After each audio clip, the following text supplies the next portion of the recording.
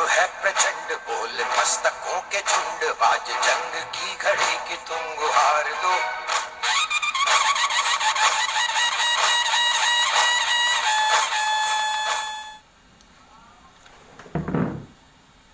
नमस्कार, बहुत स्वागत है आपका सत्ता की संग्राम की खास पेशकश में, और मैं हूं आपके साथ शिवम।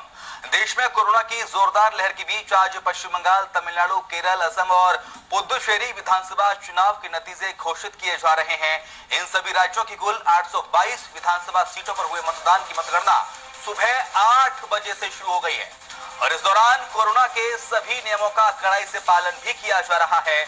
आपको बता दें कि पांचों राज्यों की कुल 2364 केंद्रों में काउंटिंग हो रही है। इसमें बंगाल में 1113, केरल में 633, असम में 331, तमिलनाडु में 256 और पुदुचेरी में 31 केंद्र बनाए गए हैं। इस चुनाव में सबसे ज्यादा अगर किसी राज्य पर लोगों की नजर टिकी है तो वो है पश्चिम बंगाल। दरअसल प्रचार से लेकर मतदान तक यहां पर ममता बनर्जी और भारतीय जनता पार्टी के बीच कड़ा मुकाबला देखने को मिला। इधर मध्य प्रदेश की एक विधानसभा सीट दमोह में भी हुए उपचुनाव का भी परिणाम आज सामने आएगा। उत्तर प्रदेश में हुए पंचायत चुनाव के नतीजे भी आज घोषित हो रहे हैं। खैर, कहां कौन किस पर भारी पड़ेगा, कौन जीत का जश्न मनाएगा और किसे निराशा हाथ लगेगी, नतीजे किसके पक्ष में आ रहे हैं, कौन आगे है और कौन पीछे, चलिए ये सब जानने के लिए शुरुआत करते हैं स्वराज एक्सप्रेस की खास पेशकश सत्ता का संग्राम। आरंभ है प्रचंड बोल मस्तकों के झुंड, बाज जंग की घड़ी की तुम गुहार दो।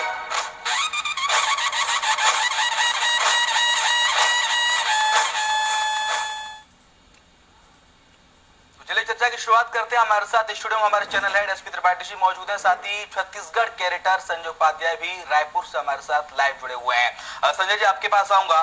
देखिए, छत्तीसगढ़ को असम से बहुत उम्मीदें थी, क्योंकि सीधे मुख्यमंत्री भूपेश बघेल असम चुनाव में दखल दे रहे थे, लगातार प्रचार के दौरे उनके हो रहे थे।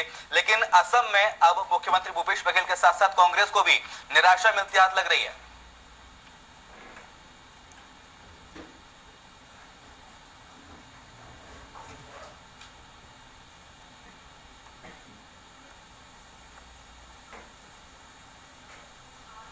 आपको मेरी आवाज आ रही है संजय जी? हाँ जी जी जी। मेरा सवाल यह है कि असम में जो विधानसभा चुनाव हुआ है छत्तीसगढ़ के लिहाज से बेहद महत्वपूर्ण था, क्योंकि छत्तीसगढ़ के मुख्यमंत्री भूपेश बघेल को जिम्मेदारी सौंपी गई थी असम की, और असम में अब कांग्रेस को हार महसूस हो रही है, निराशा महसूस हो रही है। जो रुझान आ रहे हैं अब तक उसके मुताबिक।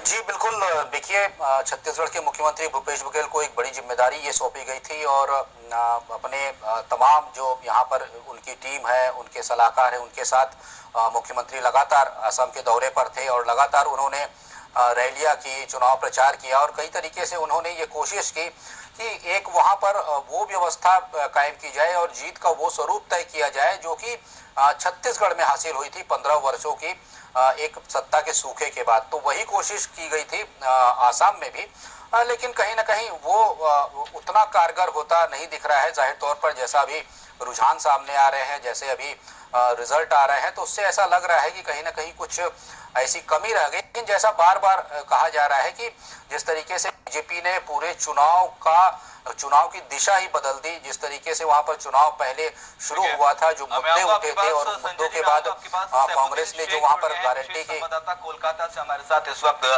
सैफुद्दीन, क्या स्थिति लग रही है? कितने राउंड की मतगणना अब तक हो चुकी है, कितने राउंड बाकी है? देखिए, जो स्थिति अभी चल रहा है, स्थिति के मुताबिक जो टीएमसी है, टीएमसी आगे है, हर जगह से टीएमपी वोट पे लीड कर रहा है।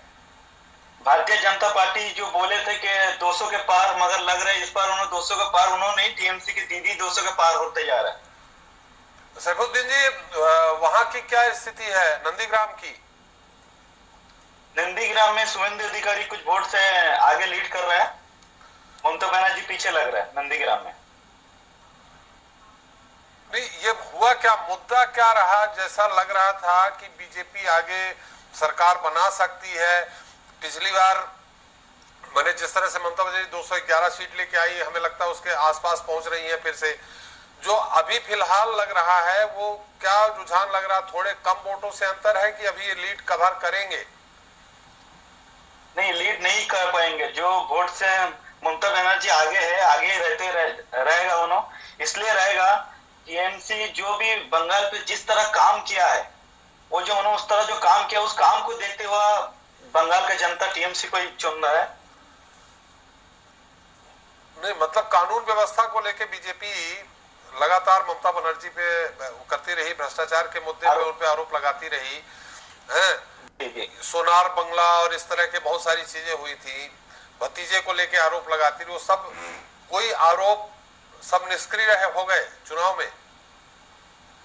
देखिए, उन्होंने जो आरोप लगाते रहे कि बंगाल में गुंडा राज है, ममता का गुंडा राज है, तो ये जो आरोप है इनका, तो बीजेपी का जो भी कार्यकर्ता है ये तो सिर्फ जुमलाबाजी करते रह रहा है। इसी जुमलाबाजी के जरिए ये भी आरोप दिया है कि गुंडा राज बंगाल पे होते रह रहा है। अगर गुंडा राज ठीक तरह से गुंडागिरी करते तो ममता बनर्जी आगे नहीं आते थे। चलिए, ये जो आपके पास कोई जानकारी है, जो भाजपा के 5 सांसद लड़ रहे थे, एक पूर्व केंद्रीय मंत्री लड़ रहे थे, वो पीछे चल रहे हैं आगे चल रहे हैं? नहीं, पीछे चल रहा है। मुकुल राय जी पीछे चल रहे हैं? नहीं, मुकुल राय आगे चल रहा है। पूर्व केंद्रीय मंत्री वही है, बाकी जो 5 सांसद लड़े थे चुनाव, वो पीछे चल रहे हैं। जैसे लोकेश चटर्जी है, उन्होंने भी पीछे चल रहा है। इन लोग क्या किया, जब भारतीय जनता पार्टी में आए, इन लोग सिर्फ जातिवादी किया है, हिंदू और मुस्लिम में झगड़ा लगाया, काम कुछ नहीं किया है बंगाल पे। और जैसे इन्होंने नारा दिया था सोनार बंगला बनाएंगे बंगाल को, हाँ। यूपी में बनाया नहीं बनाया, मध्य प्रदेश में बनाया नहीं बनाया, इनका सिर्फ जुमलाबाजी है। कोरोना को लेकर के कितना प्रभाव रहा? कोरोना में जिस तरह से इस दौरान जब वोटिंग चल रही थी तो मौतें हो रही थी और आरोप लग रहे थे कि सही ढंग से व्यवस्था नहीं हो पा रही है, इसका कितना असर रहा? जी, इलेक्शन के जरिए वहां पे मैं भी थे, करीबन 1.5 महीना में बंगाल पे ही थे। तो कोरोना के लिए वहां पे अगर घर घर में चेक किया जाए तो डिस्पोज होगा बम का। हर घर से अगर 4 आदमी रहे तो 2 आदमी का कोरोना पॉजिटिव मिलेगा। हाँ। आपको सवाल। संजय जी, आप कुछ सवाल करना चाहेंगे?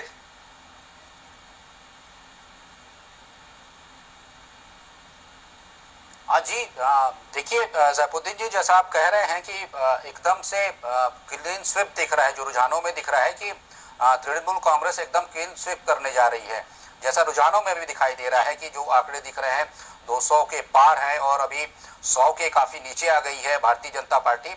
तो मुख्य रूप से जो वहां पर एक ध्रुवीकरण की जो बात की जा रही थी, बार बार तृणमूल कांग्रेस भी यही कह रही थी कि वहां पर ध्रुवीकरण की कोशिश कर रही है भारतीय जनता पार्टी।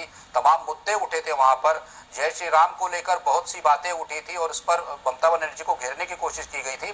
तो क्या लगता है ये सारे मुद्दे धरे रह गए, जो तृणमूल कांग्रेस ने जो वहां पर मुद्दे उठाए और जिन मुद्दों पर वो चुनाव लड़ी, खेला होबे और भी और जैसे जो विषय थे, क्या वो हावी रहे?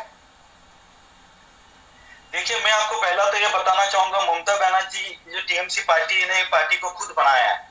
आप देख सकते हैं इलेक्शन के जरिए जैसे जेपी नड्डा हो, नरोत्तम मिश्रा जी हो, प्रधानमंत्री नरेंद्र मोदी हो या अमित शाह जी हो, इन लोग के खेला हवे जो उन्होंने नारा दिए थे, आज देख रहे किस तरह खेल रहे हो।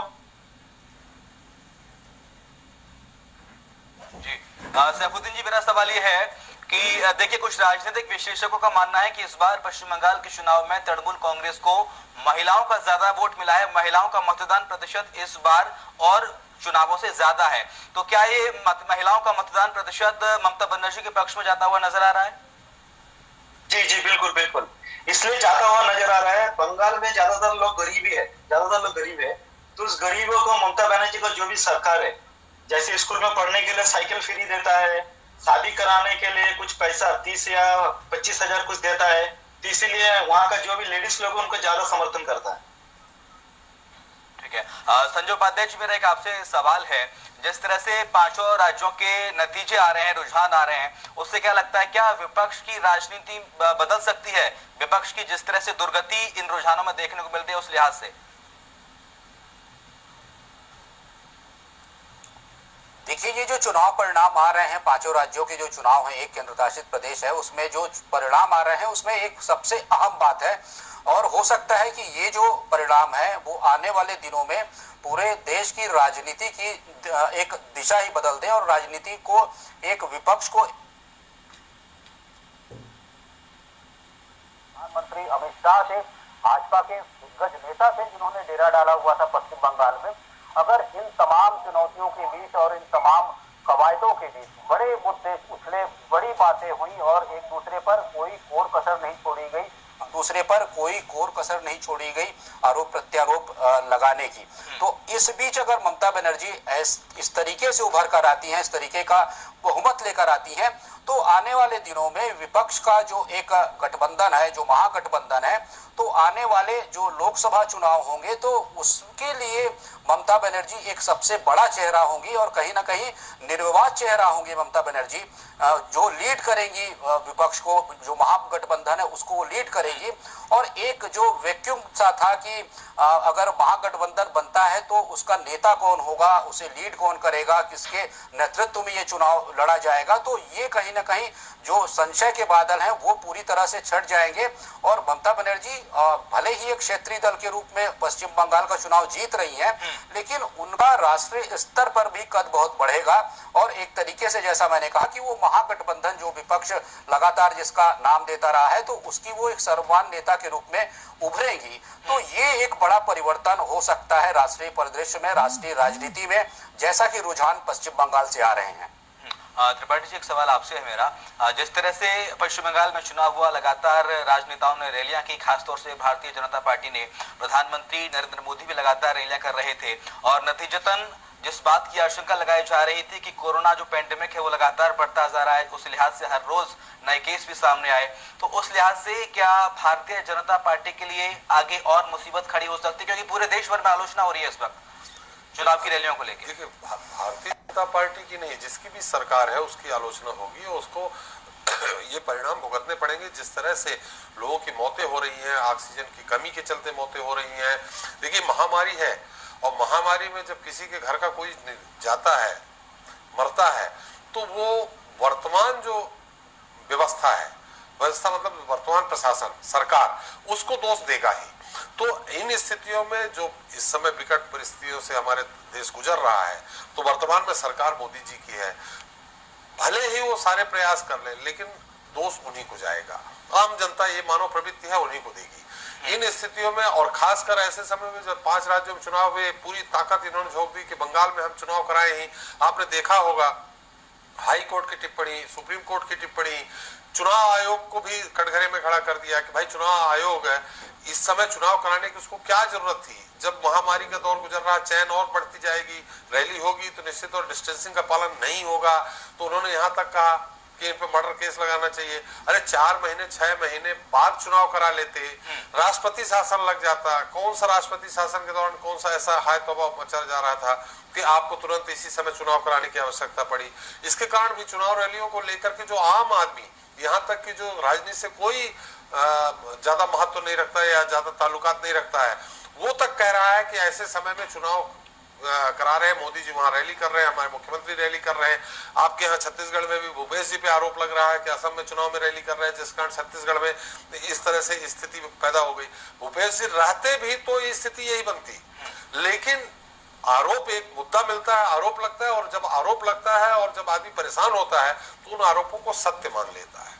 तो आने वाले समय में बीजेपी यानी वर्तमान सरकार जो केंद्र की है, उस पर इसका असर बहुत विपरीत पड़ने वाला है, इसमें कोई दो राय नहीं।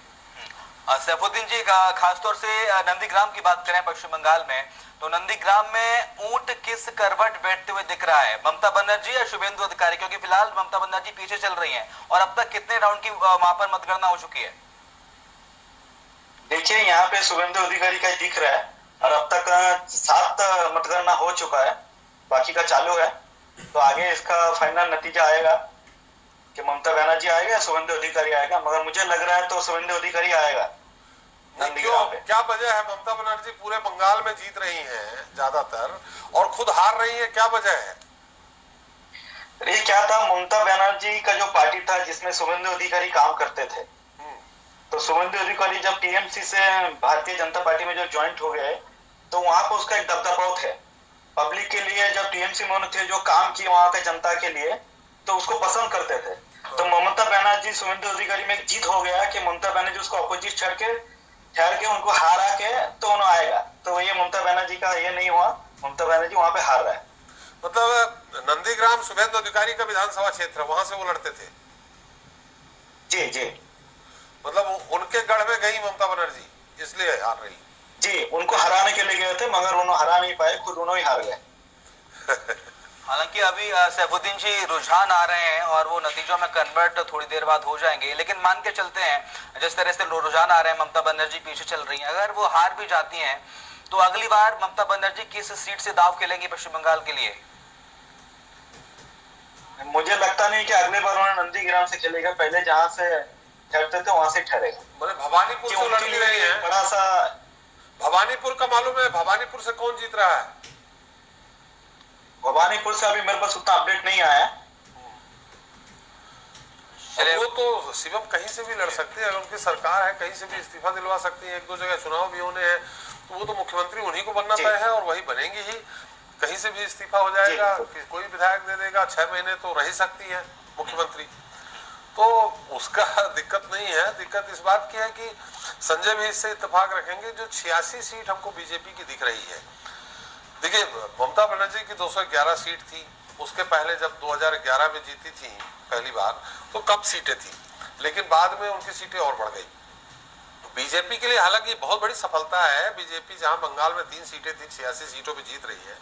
ये जो वोट शिफ्ट हुआ है, संजय आप भी इससे इत्तेफाक रखते होंगे कि जो 44 सीटें कांग्रेस और लेफ्ट, इन सब की जो सीटें हैं और मतदाता हैं उनके विचारधारा उनको वोट देते रहे, वो बीजेपी में शिफ्ट हो गए हैं। क्योंकि सबको मिला ले तो ममता बनर्जी जितनी सीटें थी और विपक्ष पूरा जो था वो सब बीजेपी के साथ हो गया है। तो ऐसा लगता है कि जो बीजेपी का मतदाता हुआ है वो लेफ्ट, कांग्रेस या सीटें हुई हैं, इन सबको मिलाकर के बीजेपी में चले गए। अब वहां आगे आने वाले समय में द्विदलीय प्रणाली ही रहेगी, मुझे लगता है, भाई बीजेपी और तृणमूल कांग्रेस। क्या लगता है आपको? जी बिल्कुल, देखिए लगभग यही स्थिति पश्चिम बंगाल में बन चुकी है कि यहाँ पर भी द्विदलीय व्यवस्था ही होगी, क्योंकि सारे के सारे जो वोट थे जो कि ममता बनर्जी के खिलाफ थे, विपक्ष के जो वोट थे वो सारे के सारे वोट भारतीय जनता पार्टी के खेमे में जाते दिख रहे हैं, भारतीय जनता पार्टी की ओर शिफ्ट हो गए हैं, जैसे अभी चर्चा भी हो रही थी हमारी। तो ये जो अब व्यवस्था बन गई है, एक तरीके से देखें तो लेफ्ट का लगभग सफाया हो गया है, कांग्रेस का लगभग सफाया हो गया है। तो वहां पर 2 ही मुख्य दल बचते हैं। राष्ट्रीय परिदृश्य में जैसा एक बड़ा बदलाव होने वाला है वो ऐसा साफ दिखाई दे रहा है, तो वैसे ही पश्चिम बंगाल की भी राजनीति में एक बड़ा बदलाव होने वाला है और वहां पर तृणमूल कांग्रेस और भारतीय जनता पार्टी के पीछे अहम मुकाबला होगा, नेक टू नेक फाइट होगी। अभी विधानसभा चुनाव के बाद अब आने वाले दिनों में जब वहां पर जमीनी स्तर पर जो लोकल जो चुनाव होते हैं उसमें भी यही दोनों दल कहीं ना कहीं जोर आजमाइश की कोशिश करेंगे। हालांकि जो लेफ्ट का जो केडर बेस्ड पार्टी है, उनका जो अपना केडर है, उनका जो पोलित है, तो वो भी कोशिश करेगा खुद को फिर से जगाने की, सक्रिय करने की, लेकिन ऐसा करना बहुत आसान नहीं होगा, क्योंकि इन चुनावों में जितनी गहमा गहमी हुई, विचारधारा की जितनी बड़ी लड़ाइयां लड़ी गई और एक दूसरे के ऊपर जितने गंभीर आरोप लगाए गए, तो एक तरीके से पश्चिम बंगाल का जो पूरा मानस है, जनमानस है, वो अब बढ़ चुका है 2 खेमों में। एक तृणमूल की ओर चला गया है और दूसरा भारतीय जनता पार्टी के साथ आ गया है, चाहे वो किसी विचारधारा का हो। और भारतीय जनता पार्टी ने भी अपने को थोड़ा सा वहां पर बदलने की और एक सॉफ्ट रुख अपनाने की कोशिश की है, नरम रुख अपनाया है कि उन तमाम विपक्ष के विचारधारा के लोगों को अपने साथ जोड़ लिया है और उनके साथ वो काम कर रही है। कहीं ना कहीं उनकी भी कुछ जो रणनीति है उसे भी भारतीय जनता पार्टी ने अपनाया है। तो अब पश्चिम बंगाल की राजनीति इस परिणाम के बाद बिल्कुल बदल जाएगी और वहां की जो व्यवस्था थी, जो तमाम जो सियासी समीकरण थे, अब बिल्कुल बदले हुए रूप में नजर आएंगे। जैसा आप भी कह रहे हैं, जैसा आपने कहा कि ये जो व्यवस्था होगी अब द्विदलीय प्रणाली के आधार पर ही होगी, 2 दलीय व्यवस्था ही होगी, जहां पर कि हो सकता है आने वाले दिनों में यही 2 पार्टियां जो हैं वो सरकार में बारी बारी से आए और जाएं। क्योंकि जो दिख रहा है लेफ्ट एक पे सिमट गई, कांग्रेस 0 पे आ गई, तो इनको सरवाइव करना बहुत मुश्किल होगा। अभी हमें लगता है बहुत लंबे समय जैसे कांग्रेस रही है पहले, वहां 1977 में सारी दल मिलकर के चुनाव लड़े और पहली बार मार्क्सवादी कम्युनिस्ट पार्टी की सरकार बनी, ज्योति बसु मुख्यमंत्री बने, उसके बाद 30 साल तक वो रहे आए। तो बहुत मुश्किल ममता बनर्जी जैसे जुझारू नेता जो कांग्रेस छोड़कर अपनी अलग पार्टी बनाई, वो उनको लंबा समय लग गया और बहुत अत्याचार भी उन्होंने सहा, तब जाकर के उन्होंने उनकी सरकार गिराई। तो यही मुझे भी लगता है कि ममता बनर्जी की भी सरकार बड़े लंबे समय तक चलेगी।